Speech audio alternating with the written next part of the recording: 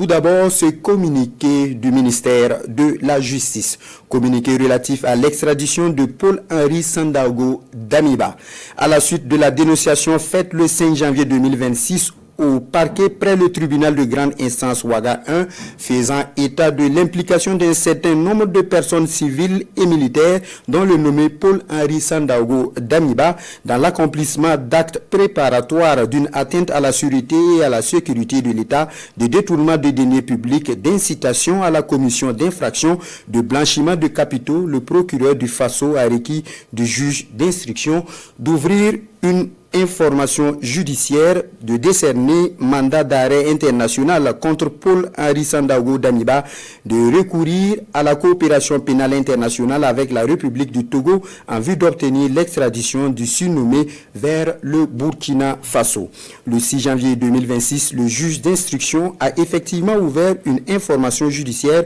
pour des faits de détournement criminel de deniers publics,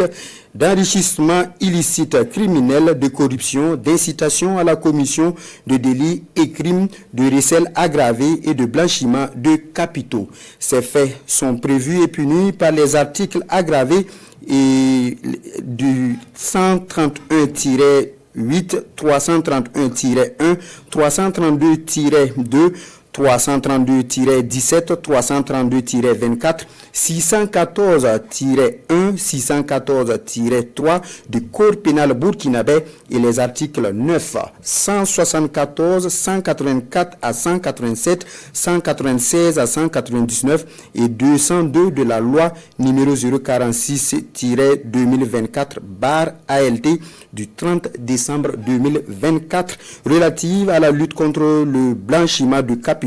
le financement du terrorisme et de la prolifération des armes de destruction massive au Burkina Faso. Le juge d'instruction a en conséquence décerné à la même date un mandat d'arrêt international contre Paul-Henri Sandaogo Damiba et soumis aux autorités compétentes de la République du Togo une demande d'extradition du surnommé vers le Burkina Faso. Donnant suite à cette demande, la chambre d'instruction de la Cour d'appel de Lomé a rendu le 16 janvier 2026 l'arrêt numéro 13/2026 qui a permis l'extradition effective de Paul-Henri Sandaogo Damiba vers le Burkina Faso où il est parvenu le 17 janvier 2026 pour répondre des faits qui lui sont reprochés.